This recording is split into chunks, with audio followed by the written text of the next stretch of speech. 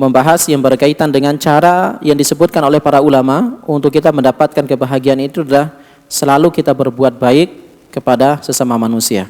Yang kemarin itu kita membahas yang berkaitan dengan takwa sebagai bentuk hablum minallah, maka sekarang kita membahas yang berkaitan dengan hablum minan nas. Ya, ternyata hablum minan nas, kita berbuat baik kepada manusia juga adalah tuntutan untuk kita bisa mendapatkan kebahagiaan di sisi Allah Subhanahu wa taala. Kita lihat di dalam Quran surah yang ke-28 di ayat yang 77. Ya. Perintah untuk kita selalu berbuat baik kepada manusia. Untuk kita selalu berbuat baik kepada sesama. Bagaimana perintah tersebut harus upaya untuk kita upayakan untuk selalu kita aplikasikan dalam keseharian kita ketika kita berinteraksi dengan manusia lainnya. Karena ini adalah sebuah perintah khusus dari Allah Subhanahu wa taala. Di dalam Quran surah Al-Qasas, surah yang ke-28 di ayat yang ke-77. Kata Allah, "A'udzubillahi minasyaitonir rajim. Wa ahsin kama ahsanallahu ilaik." Ya, berbuat baiklah kamu kepada orang lain sebagaimana Allah Subhanahu wa taala berbuat baik kepada kamu. Wala tabghil fasada fil ard. Jangan kamu melakukan kerusakan di muka bumi. Innallaha la yuhibbul mufsidin.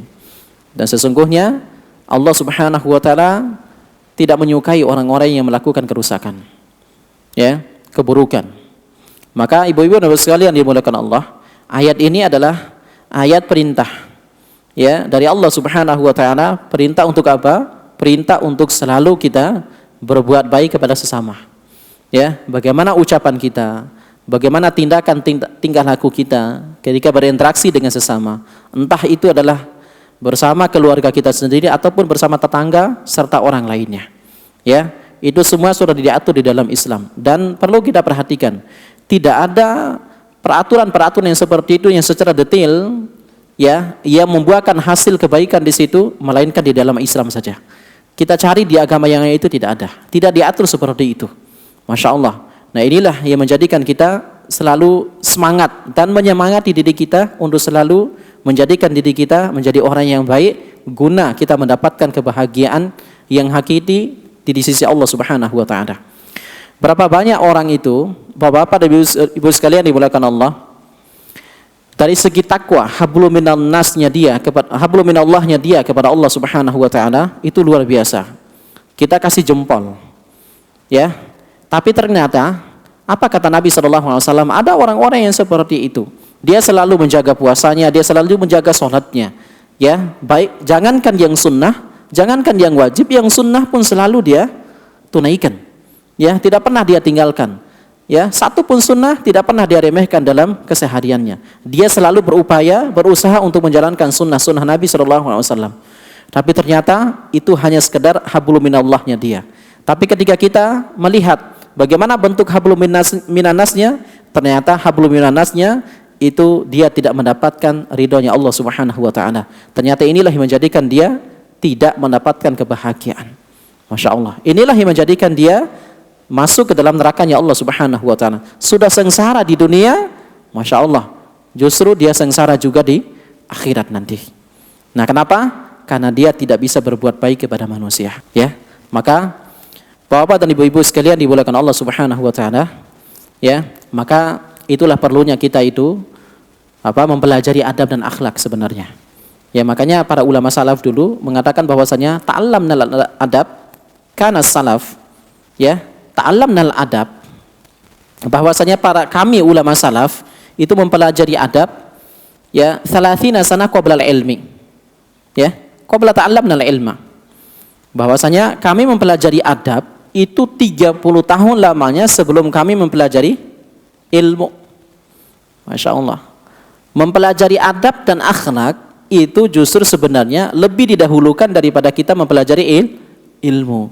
Lah kenapa? Apalah arti, apalah manfaat daripada ilmu yang kita pelajari kalau sekiranya tidak dilandasi dengan adab dan akhlak. Ya. Maka coba kita lihat rata-rata sifat daripada ciri ataupun sifat daripada orang-orang yang bertakwa yang disebutkan oleh Allah di dalam Al-Quran, yang disebutkan oleh Nabi SAW dalam hadis itu, ibu, rata-rata kalau sekiranya di situ adalah ada beberapa hal, ciri ataupun ya kriteria daripada orang yang bertakwa, pasti Allah di dalam ayat misalkan, pasti Allah lebih memperbanyak bagaimana bentuk hablum minanas kita. Ataupun di dalam hadis Nabi SAW, kalau ada kriteria di situ ada 1, 2, dan 3, serta 4, 5 misalkan, pasti itu adalah lebih banyak ciri daripada orang yang bertakwa. Itu adalah kebanyakan daripada bagaimana bisa mereka berbuat baik kepada manusia, sesama manusia. Bukan bagaimana cara dia bisa berbuat baik kepada Allah Subhanahu wa Ta'ala. Mana salah satunya?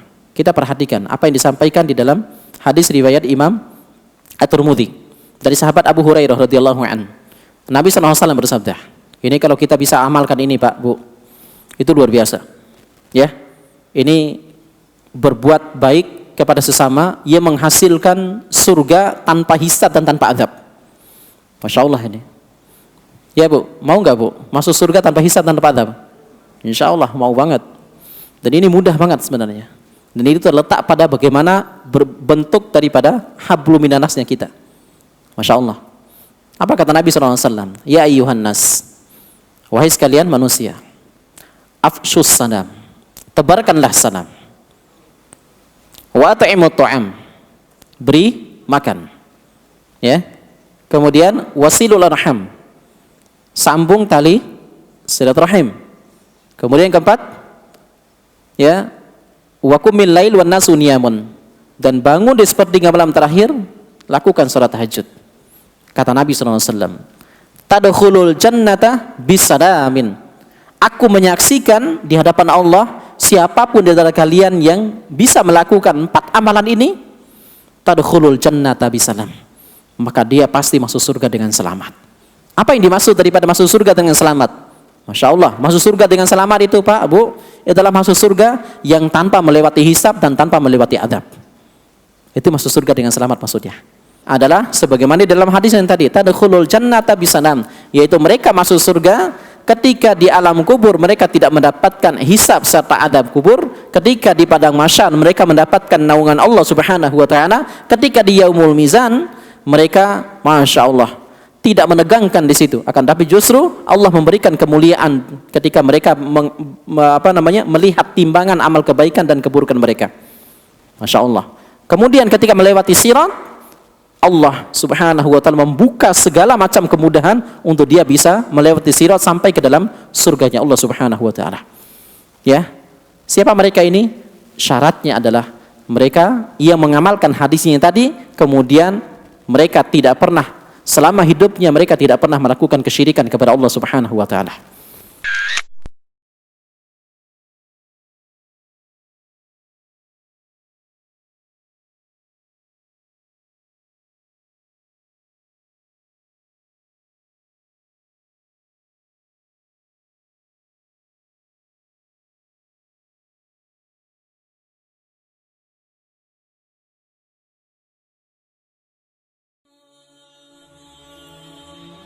Bantu yuk operasional Rumah Dakwah Al-Hujah dan terselenggaranya kajian serta dakwah Al-Hujah dengan menjadi donatur tetap setiap bulan berinfak Rp30.000. Dengan infaknya setiap bulan Rp30.000, insya Allah akan membantu dakwah Al-Hujah dan jadikan ini amalan yang istiqomah yang dilakukan terus-menerus atau kontinu. Allah mencintai amalan yang istiqomah walaupun sedikit. Terus istiqomah setiap bulan, jangan berhenti, karena Allah mencintai hambanya yang istiqomah. Dan insya Allah ini akan menjadi amal soleh jariah dengan menyebarnya ilmu yang bermanfaat. Yuk salurkan amalan istiqomahnya setiap tanggal 3 setiap bulannya melalui Bank Sentral Asia dengan nomor rekening 27660155554 atas nama Dedi Harveni, dan Mandiri Syariah dengan nomor rekening 7102286299 atas nama Dedi Harveni.